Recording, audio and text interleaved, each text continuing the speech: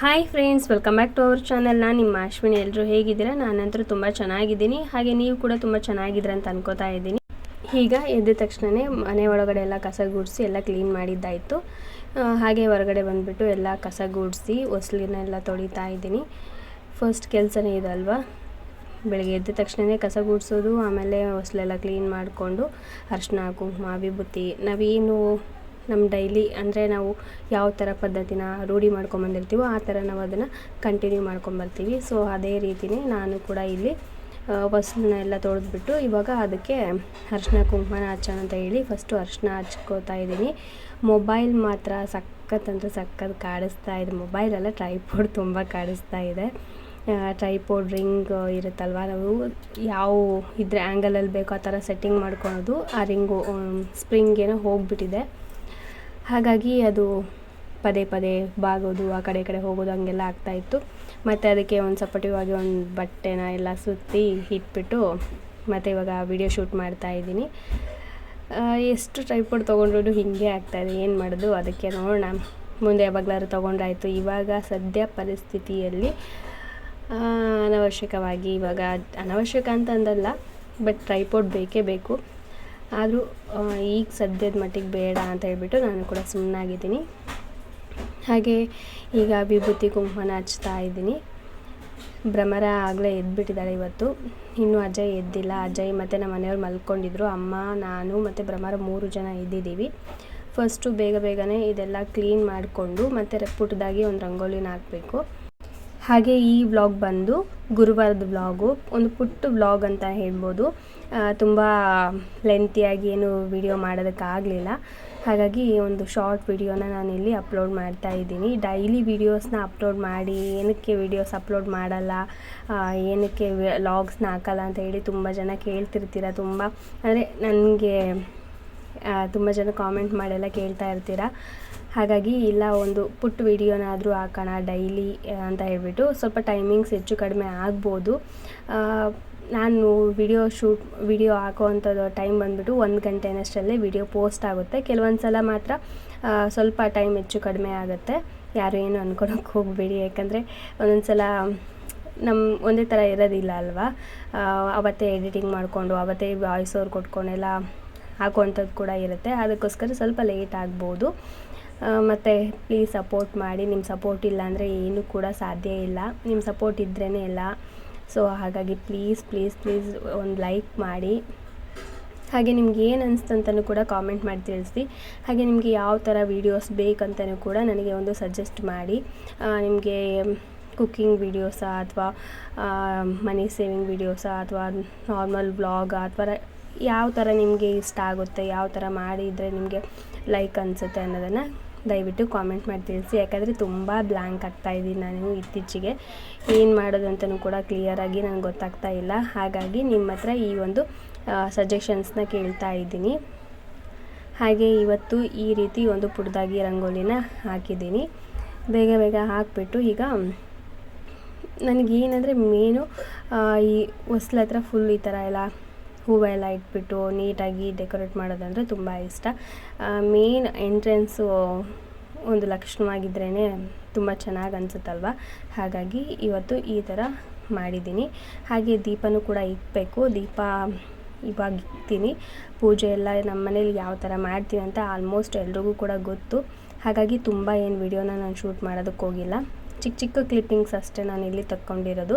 ಹಾಗೆ ರಂಗೋಲಿನ ಹಾಕಿದ್ನಲ್ಲ ಮನೆ ಮುಂದ್ಗಡೆ, ಅಲ್ಲೂ ಕೂಡ ಹೂವು ಹಾಕ್ತಾಯಿದ್ದೀನಿ. ನೋಡೋದಕ್ಕೆ ಚೆನ್ನಾಗಿ ಕೂಡ ಕಾಣುತ್ತೆ, ಹಾಗೆ ಒಳ್ಳೇದಂತಲೂ ಕೂಡ ಹೇಳ್ತಾರೆ. ಅದಕ್ಕೋಸ್ಕರ ಸ್ವಲ್ಪ ಹೂವನ್ನು ಕೂಡ ಹಾಕಿದೆ. ನಾನು ಹಾಕೋದನ್ನ ನೋಡಿಬಿಟ್ಟು ಭ್ರಮರನು ಕೂಡ ನಾನು ಹಾಕ್ತೀನಮ್ಮ ಅಂತ ಹೇಳ್ಬಿಟ್ಟು ಅವಳು ಕೂಡ ಹಾಕ್ತಾಯಿದ್ಲು.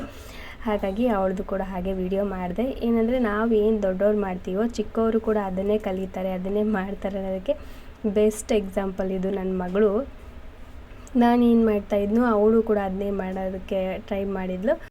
ಮನೆಯಲ್ಲಿ ಒಂದು ಪುಟ್ಟ ಹೆಣ್ಮಕ್ಳು ಇರಬೇಕನ್ನೋದು ಇದಕ್ಕೆ ಅಲ್ವಾ. ನಾವು ಏನು ಮಾಡ್ತೀವೋ ಅದನ್ನೇ ಅವ್ರು ಕಾಪಿ ಮಾಡ್ತಾರೆ. ಹಾಗೆ ಅವ್ರು ಮಾತಾಡೋಂಥ ಮಾತುಗಳಾಗಿರ್ಬೋದು, ಪುಟ್ಟ ಕೆಲಸ ಆಗಿರ್ಬೋದು, ಎಷ್ಟೊಂದು ಖುಷಿ ಕೊಡುತ್ತೆ. ಹಾಗೆ ಇವಾಗ ನನ್ನ ಮಗಳು ಫೇಸ್ ವಾಶ್ ಮಾಡ್ತೀನಿ ಅಂತ ಬಂದಳು. ಇಲ್ಲ, ಸ್ನಾನನೇ ಮುಗಿಸ್ಕೊಂಡ್ಬಿಡು ಇವತ್ತು ನೀನು ಬೇಗನೆ ಅಂತ ಹೇಳ್ಬಿಟ್ಟು ನೈಸ್ ಹೊಡೆದು ಕರ್ಕೊಂಬಂದಿದ್ದೀನಿ. ಅವಳು ಫಸ್ಟು ಸ್ನಾನನೇ ಮಾಡಲ್ಲ ಬಂದ್ಬಿಟ್ಟು ಇವಾಗ, ಯಾಕಂದರೆ ಕಾಂಪಿಟೇಷನ್ ಅಜಯ್ ಫಸ್ಟ್ ಮಾಡಲಿ ಅಂತ ಹೇಳ್ಬಿಟ್ಟು ಅವಳು, ಆಮೇಲೆ ಅವನು ಇಲ್ಲ ಅವಳೇ ಫಸ್ಟ್ ಮಾಡಲಿ ಅಂತ ಅವನು, ಈ ಥರ ಕಿತ್ತಾಡ್ತಿರ್ತಾರೆ. ಇವತ್ತೇನೋ ಒಂದು ರೀತಿ ಅವಳಿಗೆ ನೈಸ್ ಹೊಡೆದು ಇಲ್ಲ ಬೇಗ ಬಾ, ಅಣ್ಣ ಸ್ನಾನ ಮಾಡೋಕ್ಕೂ ಮುಂಚೆನೇ ನೀನು ಸ್ನಾನ ಮಾಡಿ ರೆಡಿ ಆಗಿಬಿಡು, ಆಮೇಲೆ ಅವನಿಗೆ ನೀನು ನೋಡು ನಾನು ನಿನಗಿಂತ ಫಸ್ಟ್ ಸ್ನಾನ ಮಾಡಿದೆ ಅಂತ ಹೇಳುವಂತೆ ಅಂತ ಹೇಳಿದಕ್ಕೆ ಹ್ಞೂ ನಮ್ಮ ಆಯ್ತು ಅಂದ್ಬಿಟ್ಟು ಬಂದಿದ್ದಾಳೆ. ಇವಳನ್ನ ಬೇಗ ಪೂಸಿ ಹೊಡೆಯೋದು ಹಾಗೆ ಬೇಗ ಅವಳನ್ನ ನೈಸ್ ಮಾಡೋದು ತುಂಬ ಕಷ್ಟ. ಆದರೆ ಒಂದು ಸಲ ಏನಾದರೂ ಅವಳು ಇಲ್ಲ ನನಗೆ ಆಗಲ್ಲ ನಾನು ಮಾಡಲ್ಲ ಅಂದರೆ ಮುಗ್ದೇ ಹೋಯ್ತು. ನಾವು ಎಷ್ಟೇ ನೈಸ್ ಹೊಡೆದ್ರೂ ಕೂಡ ಅವಳು ಕೇಳೋದಿಲ್ಲ, ಆ ಥರ ಫುಲ್ ಹಠ ಅವಳಿಗೆ. ಅದಾದಮೇಲೆ ನೈಟೇ ಎಲ್ಲ ಗ್ಯಾಸ್ ಸ್ಟವ್ ಎಲ್ಲ ಕ್ಲೀನ್ ಮಾಡಿಕೊಂಡು ಅರಿಶಿನ ಕುಂಕುಮ ವಿಭೂತಿ ಏನಿತ್ತು ಅದೆಲ್ಲ ಹಚ್ಕೊಂಡು ಎಲ್ಲ ಕ್ಲೀನ್ ಮಾಡಿ ಇಟ್ಕೊಂಡಿದ್ದೆ. ಇವಾಗ ಇನ್ನೇನು ಹಾಲು ಕಾಯಿಸಬೇಕು. ಹಾಲು ಕಾಯಿಸೋದ್ರಿಂದ ನಾನು ಅಡುಗೆ ಕೆಲಸ ಸ್ಟಾರ್ಟ್ ಮಾಡ್ಕೋತೀನಿ. ಫಸ್ಟ್ ಯಾವಾಗಲೂ ಕೂಡ ನಾವು ಗ್ಯಾಸ್ ಸ್ಟವ್ನ ಆನ್ ಮಾಡಬೇಕಾದ್ರೆ ಗ್ಯಾಸ್ ಸ್ಟವ್ನೆಲ್ಲ ಕ್ಲೀನ್ ಮಾಡಿಕೊಂಡು, ಅಟ್ಲೀಸ್ಟ್ ಏನು ನಮ್ಗೆ ಹಚ್ಚೋದಕ್ಕಾಗಲ್ಲ ಅಂದರೂ ಕೂಡ ಗ್ಯಾಸ್ ಸ್ಟವ್ನ ಕ್ಲೀನ್ ಮಾಡಿಕೊಂಡು ಒಲೆ ಹಚ್ಚೋದು ತುಂಬ ಒಳ್ಳೆಯದಂತಲೂ ಕೂಡ ಹೇಳ್ತಾರೆ. ಅದು ತುಂಬ ಲಕ್ಷಣ. ಹಾಗೆ ಮನೆಯಲ್ಲಿ ದರಿದ್ರ ಲಕ್ಷ್ಮಿ ಏನಿರ್ತಾಳೋ ಅವಳು ಇರೋದಿಲ್ಲ. ಆದಷ್ಟು ನಾವು ಅಡುಗೆ ರೂಮ್ನ ಕ್ಲೀನಾಗಿ ಇಟ್ಕೊಳೋದಾಗಿರ್ಬೋದು ಅಥವಾ ಮನೇನ ನೀಟಾಗಿ ಇಟ್ಕೊಳೋದಾಗಿರ್ಬೋದು. ನಮ್ಮ ಮನೆ ನೀವು ನೋಡಿರ್ಬೋದು, ಪುಟ್ಟ ಮನೆ, ಆದ್ರೂ ನೀಟಾಗಿಡೋದಕ್ಕೆ ಎಷ್ಟು ಟ್ರೈ ಮಾಡ್ತಾನೆ ಇರ್ತೀನಿ. ಬಟ್ ಏನಂದರೆ ಭ್ರಮರ ಮನೇಲಿ ಇರ್ತಾಳಲ್ವ, ಅವಳು ತುಂಬಾ ಹರಡ್ತಾ ಇರ್ತಾಳೆ. ನಾನು ಎಷ್ಟು ಎತ್ತಿಕ್ಕಿದ್ರೂ ಕೂಡ ಆಗೋದಿಲ್ಲ. ಕೆಲವೊಂದು ಸಲ ಇದೇನಪ್ಪ ಈ ಥರ ಮಾಡ್ತಾಳೆ ಅಂತ ಅನ್ಕೋತೀವಿ. ಆದರೂ ನಾವು ಎಷ್ಟು ನೀಟಾಗಿ ಇಟ್ಕೋತೀವೋ ಅಷ್ಟು ನಮ್ಮ ಮನಸ್ಸು ಕೂಡ ಶುದ್ಧವಾಗಿರುತ್ತೆ. ಹಾಗೆ ಮನೆಯೂ ಕೂಡ ನೋಡೋದಕ್ಕೂ ಕೂಡ ನೀಟಾಗಿರುತ್ತೆ ಮತ್ತು ಮನೇಲಿ ಪಾಸಿಟಿವಿಟಿ ಅನ್ನೋದು ತುಂಬಾ ಇರುತ್ತೆ. ಹಾಗಾಗಿ ಯಾವಾಗಲೂ ಕೂಡ ಕ್ಲೀನಾಗಿ ಇಟ್ಕೊಳೋದಕ್ಕೆ ಪ್ರಯತ್ನ ಪಡ್ತಾ ಇರ್ತೀನಿ. ನೆಕ್ಸ್ಟು ನಾವು ಕೆಲವೊಬ್ರು ಕೇಳ್ತಾಯಿದ್ರಿ, ಅಕ್ಕ ನೀವು ಯಾವಾಗ ಶ್ರೀಶೈಲಕ್ಕೆ ಹೋಗ್ತಿದ್ದೀರಾ ಅಂತ ಹೇಳ್ಬಿಟ್ಟು. ನಾವು ಶ್ರೀಶೈಲಕ್ಕೆ ಏಪ್ರಿಲ್ ತಿಂಗಳಲ್ಲಿ ಹೋಗೋಣ ಅಂತ ಅಂದ್ಕೊಂಡಿದ್ದೀವಿ. ಸೊ ಹೌದು, ಮಾರ್ಚ್ ಎಕ್ಸಾಮ್ ಇದೆಯಲ್ಲ ಅಜಯ್ದು, ಸೊ ಅದೆಲ್ಲ ಕಂಪ್ಲೀಟ್ ಮಾಡಿಕೊಂಡು ಏಪ್ರಿಲ್ ತಿಂಗಳಲ್ಲಿ ಹೋಗೋಣ ಅಂತ ಹೇಳ್ಬಿಟ್ಟು ಡಿಸೈಡ್ ಮಾಡಿದ್ದೀವಿ. ಸೊ ಏಪ್ರಿಲ್ ತಿಂಗಳಲ್ಲಿ ಹೋಗ್ತೀವಿ. ಆವಾಗ ನಿಮಗಿನ್ನೂ ಒಳ್ಳೊಳ್ಳೆ ವೀಡಿಯೋಸು, ಅಲ್ಲಿರುವಂಥ ಪ್ಲೇಸಸ್ಸು ಎಲ್ಲ ವೀಡಿಯೋಸ್ ಕೂಡ ನಾನು ನಿಮ್ಮ ಜೊತೆ ಶೇರ್ ಮಾಡ್ಕೋತೀನಿ. ಫೈನಲಿ ಮನೇಲಿ ಪೂಜೆ ಕೂಡ ಆಯಿತು. ಈ ಥರ ಸಿಂಪಲ್ಲಾಗಿ ಇವತ್ತು ಪೂಜೆನ ಮಾಡಿದ್ದೀವಿ. ಗುರುವಾರ ನಮ್ಮ ಮನೇಲಿ ಈ ರೀತಿ ಪೂಜೆನ ಮಾಡಿರೋದು. ಗುರುವಾರ ಶುಕ್ರವಾರ ಒಟ್ಟು ಪೂಜೆ ಮಾಡಿದ ದಿವಸ ಏನೋ ಒಂದು ರೀತಿ ಹಬ್ಬದ ವಾತಾವರಣ ನಮ್ಮ ಮನೆಯಲ್ಲಿ. ಅದೇನೋ ಒಂದು ರೀತಿ ಮನಸ್ಸಿಗೆ ಶಾಂತಿ, ಒಂದು ರೀತಿ ಖುಷಿ ಅನ್ನೋದನ್ನ ಕೊಡುತ್ತೆ. ಇವಾಗ ಟಿಫನ್ ಮಾಡೋದಕ್ಕೆ ಎಲ್ಲ ಜೋಡಿಸಿಟ್ಕೊಂಡಿದ್ದೀನಿ. ಸ್ವಲ್ಪ ಫಾಸ್ಟಾಗಿ ಟಿಫನ್ ಆಗಲಿ ಅಂತ ಹೇಳ್ಬಿಟ್ಟು ಟೊಮೆಟೊ ಉಪ್ಪಿನಕಾಯಿ ಹಾಗೆ ಉಪ್ಪಿಟ್ಟು ರೈಸು ಇವೆರಡನ್ನ ಮಾಡ್ತಾಯಿದ್ದೀನಿ.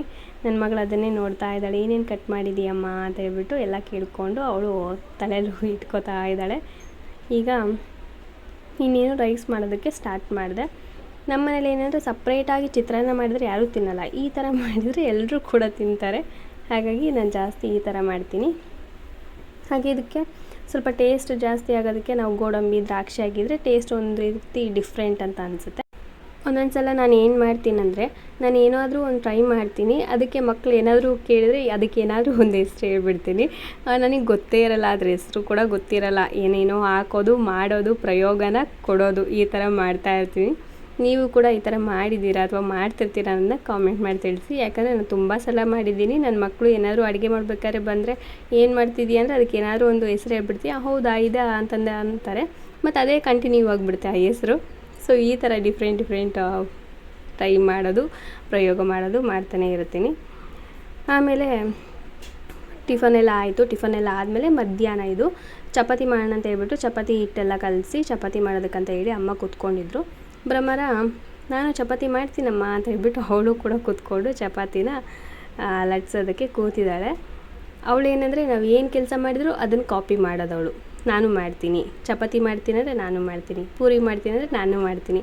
ಅವಳು ಇವತ್ತು ನನಗೆ ಶಾಕ್ ಆಯಿತು. ಯಾಕಂದರೆ ಅಷ್ಟು ನೀಟಾಗಿ ಚಪಾತಿನ ಅವಳು ಲಟ್ಟಿಸಿದ್ಲು. ಯಾಕಂದರೆ ಪ್ರತಿ ಸಲನೂ ಅವಳು ಮಾಡೋಂಥ ಚಪಾತಿ ಬಂದುಬಿಟ್ಟು ಅಮೀಬಾ ಆ ಥರ ಎಲ್ಲ ಶೇಪ್ಸ್ ಹೋಗ್ತಾಯಿದ್ವು. ಶೇಪ್ ಅಷ್ಟೊಂದು ಚೆನ್ನಾಗಿ ಬರ್ತಾ ಇರಲಿಲ್ಲ. ಬಟ್ ಇವಾಗ ಸ್ಟಾರ್ಟಿಂಗಲ್ಲೇ ಎಷ್ಟು ನೀಟಾಗಿ ರೌಂಡಕ್ಕೆ ಚಪಾತಿನ ಲಟ್ಸಿದ್ಲು. ನಂಗೆ ತುಂಬ ಖುಷಿ ಆಯಿತು. ಅಯ್ಯೋ ನಾವು ಈ ಚಿಕ್ಕ ವಯಸ್ಸಲ್ಲಿ ಈ ಥರ ಎಲ್ಲ ಮಾಡ್ತಾ ಇರಲಿಲ್ಲ. ಬಟ್ ಇವಾಗ ಇವಳಿದ್ನೆಲ್ಲ ಮಾಡ್ತಿದ್ದಾಳಲ್ಲ ಅಂತ ಅನ್ನಿಸ್ತು. ತುಂಬಾ ಖುಷಿ ಆಯಿತು ಅವಳು ಮಾಡೋದನ್ನೆಲ್ಲ ನೋಡ್ಕೊತ. ಇನ್ನೊಂದು 2 ತಿಂಗಳಲ್ವ, ಸೊ ಅದಾದಮೇಲೆ ಅವಳ ಪಾಡಿಗೆ ಅವಳು ಸ್ಕೂಲಿಗೆ ಹೋಗ್ತಾ ಇರ್ತಾಳೆ, ನಮ್ಮ ಪಾಡಿಗೆ ನಾವು ಮನೇಲಿರ್ತೀವಿ.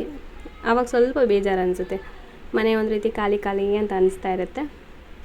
ಆದರೂ ಏನಂದರೆ ನಮಗೆ ಖಾಲಿ ಖಾಲಿ ಅನ್ಸುತ್ತೆ ಅಂತ ಹೇಳ್ಬಿಟ್ಟು ಮನೇಲಿ ಇಟ್ಕೊಳಕ್ಕಾಗಲ್ವಲ್ಲ, ಸೊ ಅಷ್ಟೇ, ಏನು ಮಾಡೋದಕ್ಕಾಗಲ್ಲ. ಸೊ ಇಷ್ಟು ಫ್ರೆಂಡ್ಸ್ ಇವತ್ತಿನ ವೀಡಿಯೋ. ನಿಮಗೆ ಈ ವಿಡಿಯೋ ಇಷ್ಟ ಆದರೆ ಲೈಕ್ ಮಾಡಿ.